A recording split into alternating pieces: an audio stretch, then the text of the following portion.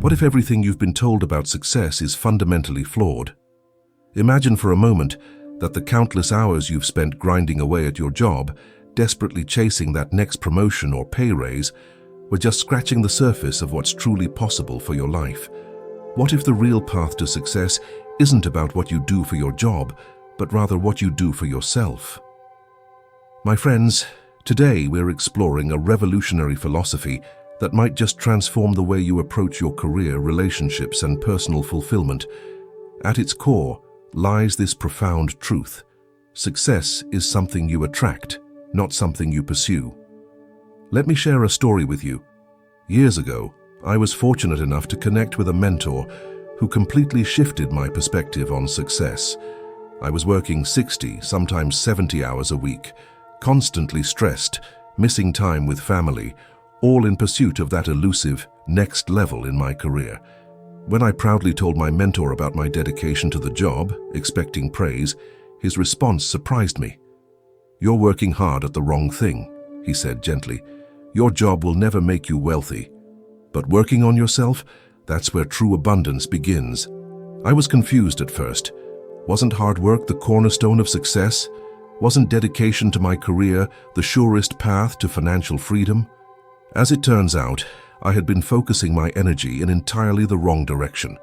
Today we're going to explore why personal development ultimately trumps job dedication when it comes to creating the life you truly desire. We'll discover how becoming more valuable as a person naturally increases your income.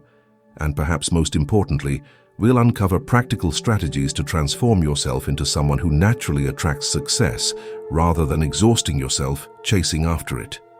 The world around us is filled with stories of people working themselves to the bone, sacrificing health, relationships, and happiness in pursuit of success. But what if there's a more fulfilling, more sustainable approach? What if, instead of pursuing success, you could become the kind of person that success naturally gravitates toward? That's the journey we're embarking on today. And it begins with a fundamental shift in focus, from what you do to who you are becoming. Consider this: your income is directly tied to the value you bring to the marketplace. If you want to increase your income, you must increase your value. But here's where most people make a critical mistake. They assume that value comes primarily from working harder or longer at their specific job functions. The truth is far more liberating. Your value isn't just determined by how well you perform your current job duties. Your value expands exponentially with every new skill you develop, every aspect of your character you refine, and every improvement you make in how you communicate and connect with others. One of the most profound insights my mentor shared was this observation about humanity. Most people you meet in this world are genuinely nice. He explained that with rare exceptions, people generally want positive interactions. The occasional difficult person is exactly that, occasional. This realization alone can transform how you approach relationships and networking.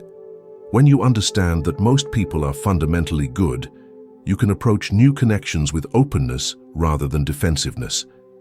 This openness creates opportunities that simply wouldn't exist otherwise. Think about it. How many doors have been opened in your life, not because of what you knew, but because of who you knew? And how many of those relationships formed simply because you were pleasant to be around? This brings us to our first spiral of personal development: your temperament and attitude. The way you view the world profoundly impacts how the world responds to you. If you approach each day with negativity, suspicion, and complaint, you become exactly the kind of person others avoid. But cultivate positivity, resilience, and genuine warmth, and you'll find people naturally drawn to you, including those who can offer opportunities for advancement. I once worked with a brilliant programmer named Alex. His technical skills were unmatched in our department, yet he consistently watched as others with less experience were promoted above him. Why? Alex approached every challenge with skepticism, shot down new ideas before they could develop, and made interactions unnecessarily difficult. Despite his technical value, his temperament made him someone people avoided rather than embraced. Contrast this with Maya, who had solid but not exceptional technical skills. Maya approached problems with enthusiasm, made others feel heard and valued. and consistently maintained a can-do attitude even during stressful projects. Within 3 years, Maya was leading her own team while Alex remained in the same position, growing increasingly bitter about being overlooked. The difference wasn't their technical capability, it was who they were as people. Maya had developed herself beyond her job skills. She had cultivated the kind of personality that attracts opportunity. This brings us to our second spiral of development: skills beyond your job description. When was the last time you learned something completely new, something not directly required by your current position?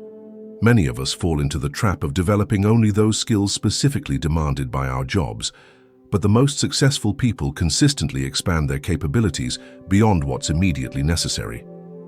Consider the power of learning another language. My mentor often emphasized this particular skill.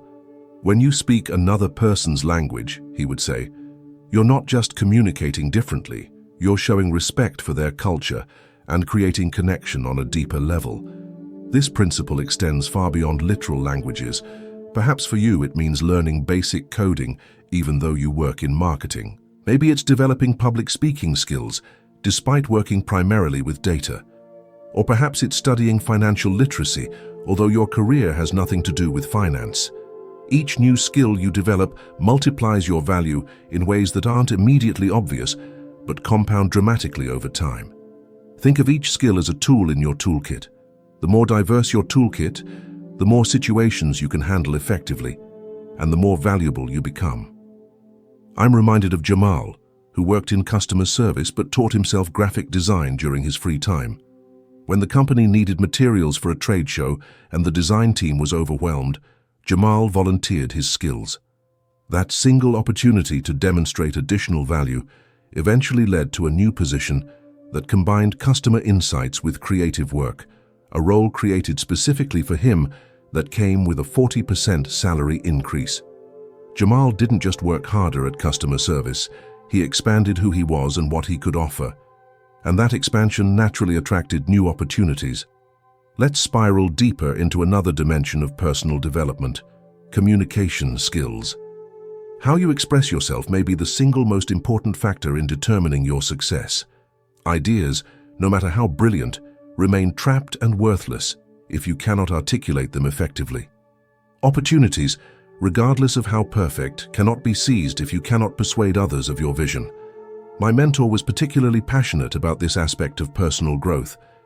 You could be the smartest person in the room, he would say, but if you can't communicate your ideas clearly and compellingly, that intelligence remains locked away where it benefits no one, especially not you. Effective communication isn't just about speaking clearly. It encompasses active listening, reading body language, adapting your style to different audiences, and perhaps most importantly, making others feel genuinely understood. These skills rarely appear in job descriptions, yet they often make the difference between stagnation and advancement. Consider two equally qualified candidates interviewing for a promotion. Both have similar technical expertise and work experience, but one has spent years refining their ability to connect with others, present ideas persuasively, and navigate difficult conversations with grace. Who do you think receives the offer? The choice becomes obvious. I've witnessed this scenario play out countless times throughout my career. Technical skills might get you in the door, but communication skills move you up the ladder. This brings us to our next spiral: your network and relationships. There's an old saying that your network equals your net worth, and while that might be oversimplified, it contains a profound truth. The relationships you cultivate throughout your life can open doors that would otherwise remain firmly closed. But here's where many people misunderstand networking.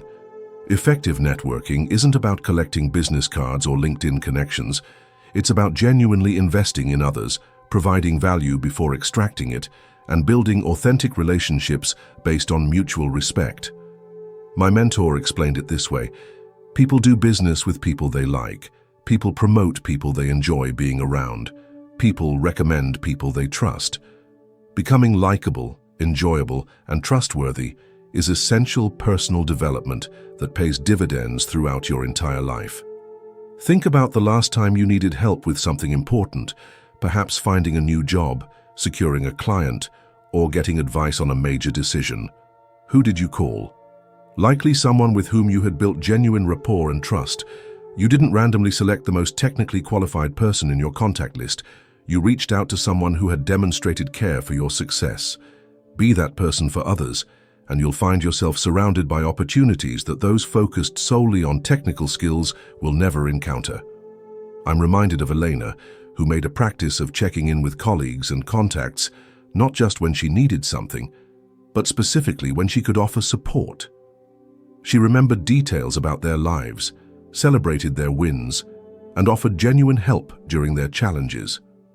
When Elena decided to start her own business years later, she was astonished by how many people eagerly stepped forward with connections, resources, and even startup capital. The relationships she had nurtured for years became the foundation of her success. Elena hadn't pursued these relationships with calculated self-interest. She had simply developed herself into someone who genuinely cared about others, and that authentic development naturally attracted support when she needed it most. This brings us to another critical spiral of personal development: your mindset and beliefs. The thoughts you consistently think shape the reality you experience.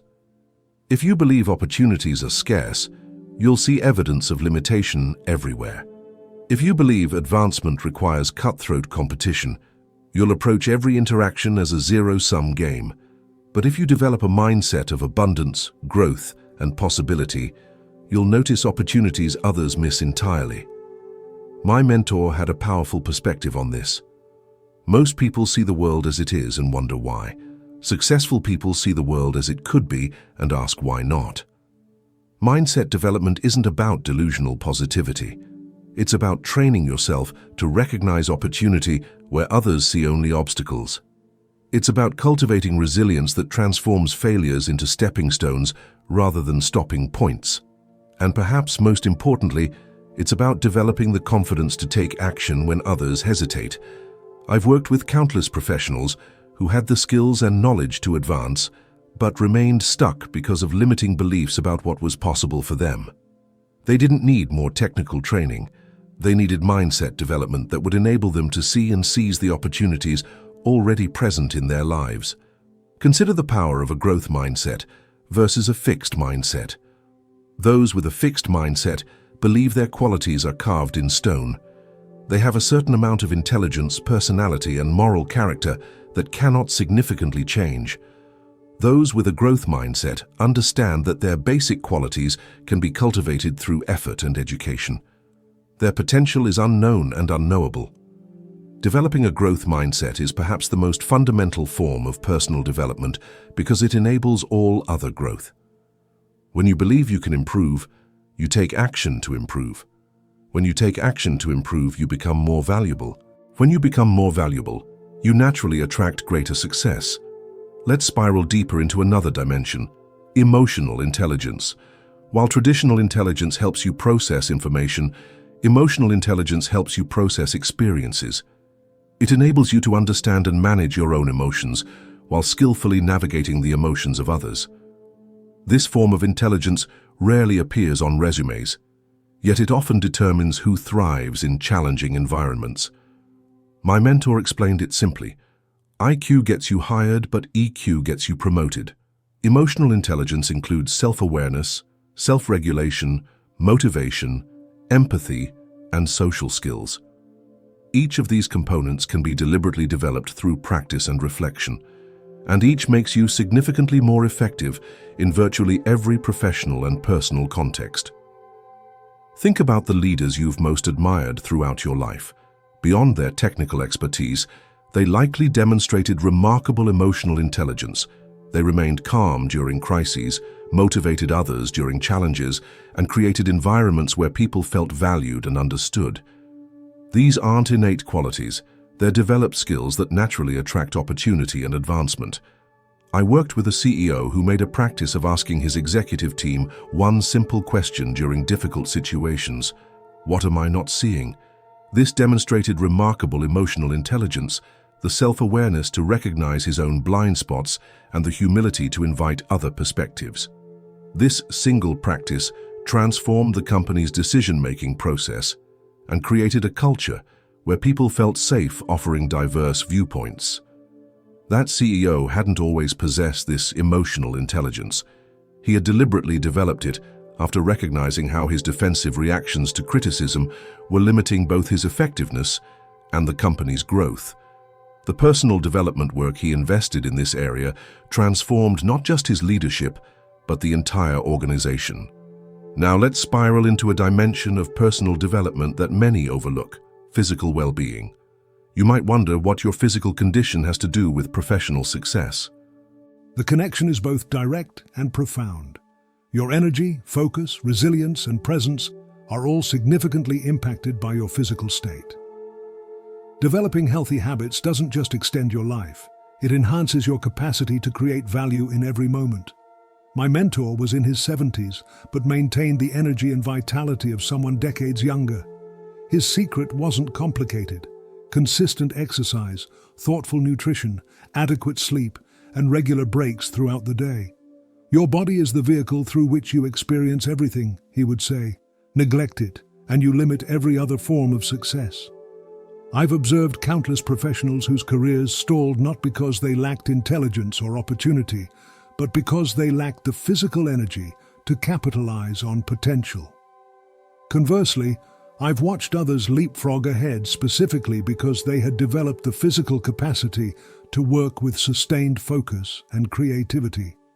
Consider how differently you approach challenges when you're well-rested versus exhausted, properly nourished versus hungry, physically fit versus uncomfortable in your body. These states profoundly impact your effectiveness, confidence, and ability to connect with others. Physical development isn't separate from professional development. It's foundational to it.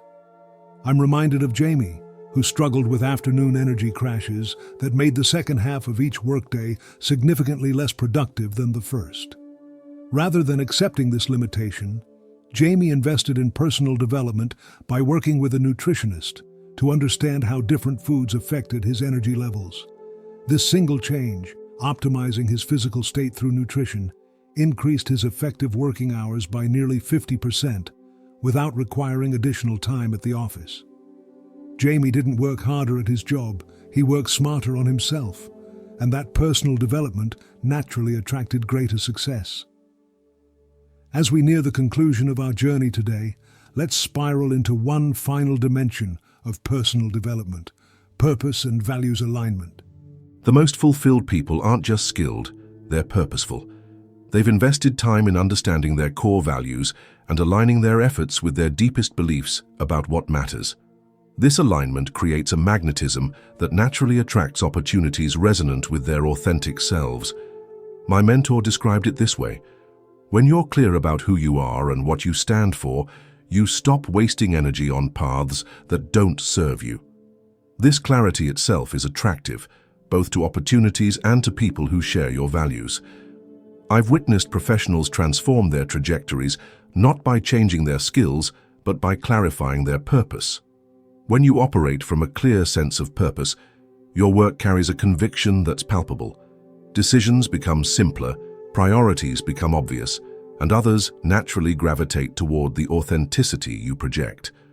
Consider the difference between someone who views their work merely as a means to a paycheck versus someone who sees their contribution as meaningful and aligned with their values. Both might perform the same tasks, but the energy, creativity, and commitment they bring differ dramatically. Which person would you rather work with? Which would you promote? Which would you trust with important projects? The answers are self-evident.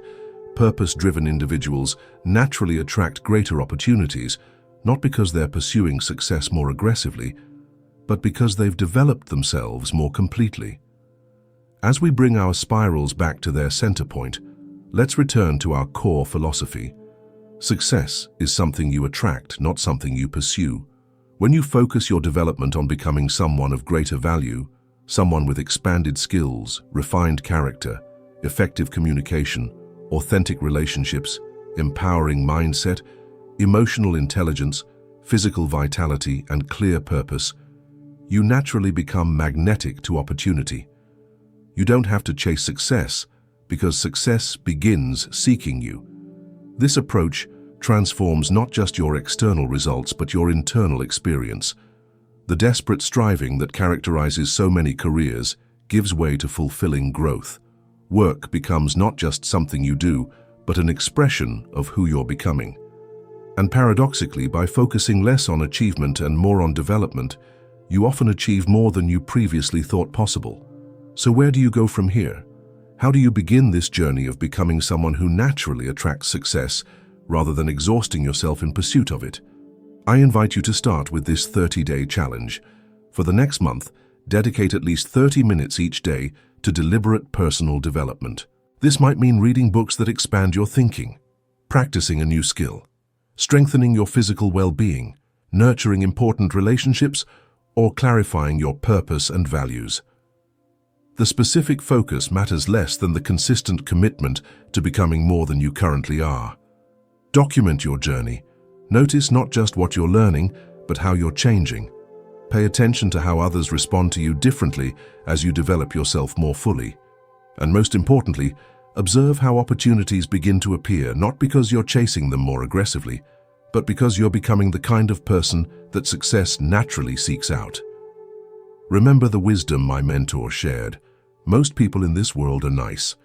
Your job is to become one of the nicest, not in a people-pleasing sense, but in the sense of becoming someone others genuinely want to help succeed. As you embark on this journey of personal development, know that you're not just working towards success, you're becoming the kind of person who naturally attracts it. And that transformation is the greatest success of all. I'd love to hear about your personal development journey. Share your experiences in the comments below, subscribe for more insights on attracting rather than pursuing success, and remember, your potential for growth is limited only by your commitment to development. Until next time, focus not just on what you do, but on who you're becoming. The success you desire is waiting to be attracted by the person you're developing yourself to be.